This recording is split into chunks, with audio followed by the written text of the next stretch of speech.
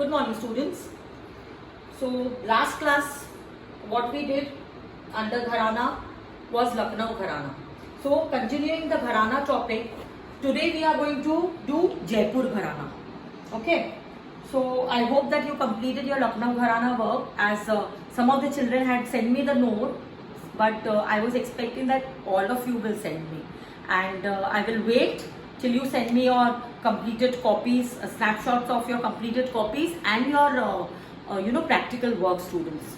So today we are doing Jaipur Gharana, and this is a continuation that this you have to write after Lucknow Gharana. This is the same topic under Gharana. इस घराने का केंद्र राजस्थान जयपुर होने से इस घराने का नाम जयपुर घराना पड़ा. बेटा इससे समझ में आता है कि it was from Jaipur and it got originated. This gharana got originated in Rajasthan. So इस घराने का गढ़ नाम जयपुर घराना पड़ा. इस घराने के प्रवर्तक श्री भानुजी थे. He was the main founder of Jaipur Gharana, and how he got an idea that like Lucknow, the Kathak should come to Rajasthan also, and we should make our own Gharana also. Like he was sitting one day, it's a story, and one son came and उन्होंने उनको शिव तांडव की शिक्षा प्रदान की. किनको? श्री भानुजी को. अब शिव तांडव की शिक्षा प्रदान करिए. शिव तांडव क्या होता है बेटा?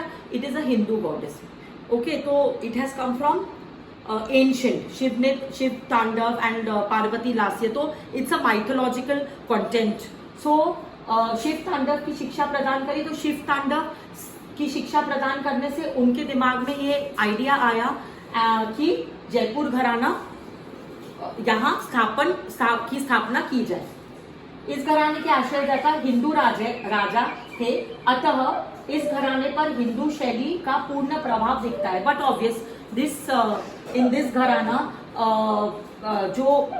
जैसे लखनऊ घराना में nawabs, as we had discussed earlier, तो नवाब्स, तो उसलिए उस घराने में मुस्लिम प्रभाव ज्यादा होता है लखनऊ. अब इस घराने में all raja maharajas of Rajasthan, they were there, and in their courtyard the dance and the music were performed. So that is the reason इस घराने में, but obvious हिंदू प्रभाव ज्यादा पड़ा है. इसमें हिंदू प्रभाव ज्यादा दिखता है इस घराने में एज कम्पेयर टू लखनऊ घराना.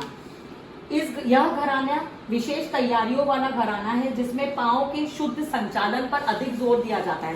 सी again I am comparing it with Lucknow gharana. As I told, if you have read and seen my video of Lucknow Gharana, in Lucknow Gharana, the body movements, the softness, the expressions and the movements, the stance, it matters. अब इस घराने में वो सब किया जाता है but in a different style. But यहाँ पे ज्यादा जोर दिया जाता है लेग मूवमेंट्स पे, दैट इज फुटवर्क पे. तो फुटवर्क को अलग अलग तरीके से नाचा जाता है और फुटवर्क को अलग अलग तरीके से यूज किया जाता है. इसीलिए वो कहते हैं कि इसमें पाँव के शुद्ध संचालन पर अधिक ध्यान है. अब पाँव के शुद्ध संचालन मतलब क्या होता है? जैसे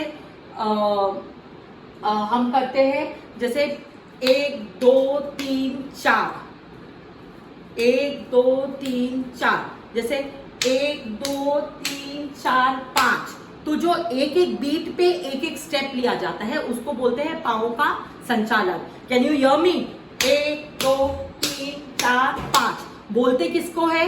जैसे बोल होता है तिग दा दिगी दिगी थे, तो 1 2 1 2 3 4 5 ऐसा भी किया जाता है. लेकिन लखनऊ घराने में क्या हो जाता है?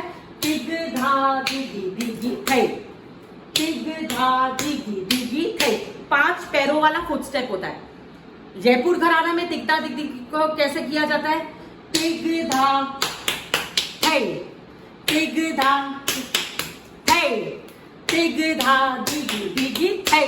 तो इसमें 7 पैरों का समावेश होता है. तो दैट इज द रीजन जिसमें पाँव के शुद्ध संचालन पर अधिक जोर, एक एक बीट पैरों से निकालते हैं, which is not mandatory in Lucknow style of dancing.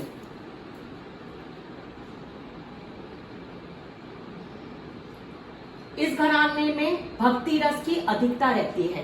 As I told you earlier that in Lucknow gharana thumri, गजल, जो नवाबों को पसंद आता था, उर्दू भाषा, फारसी भाषा का यूज होता था उस घराने में, तो वो स्टाइल भी उस तरीके से होता था, that is it was very Muslim. अब इस घराने में भक्ति रस की अधिकता क्यों दिखती है? क्योंकि इस घराने में अधिकतर, राजस्थान घराने में अधिकतर भजन का प्रयोग किया जाता है।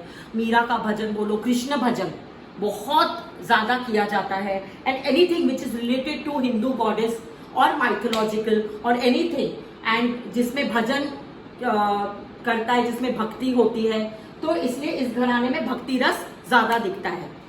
इस घराने में कवित्व का प्रयोग अधिक होता है। हाँ, बट ऑब्वियस है कि कवित्व का प्रयोग इसलिए होता है क्योंकि कवित्व ज्यादातर संस्कृत वर्ड से आता है।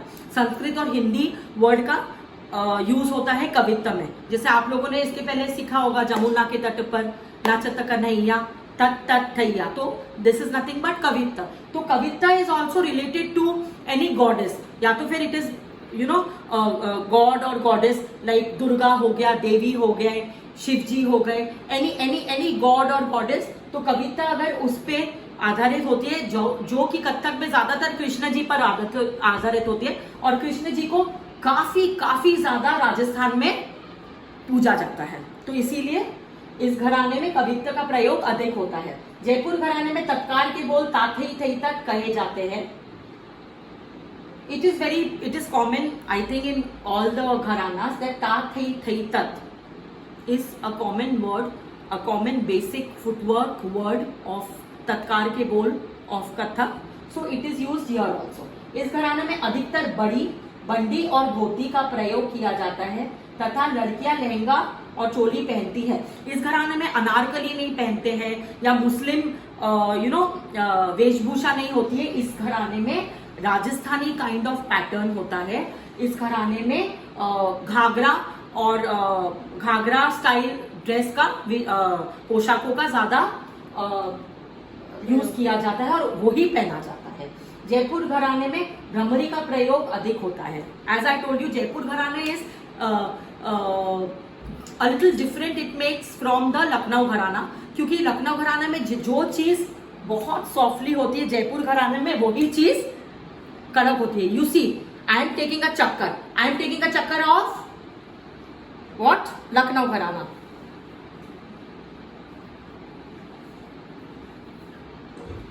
And I am taking a chakkar of Jaipur gharana. So there is a huge difference. तो इस तरीके का भ्रमरी इज नथिंग बट चक्कर। तो भ्रमरी का प्रयोग इस घराने में अधिक होता है। So I hope that you understood today's topic, that is Jaipur Gharana, and next class I will come up with another third Gharana, Banaras Gharana, which will finish our Gharana topic completely. So by that time I really want you children to complete your notes and kindly send me the snapshots of your notes. Till then, stay home and keep dancing.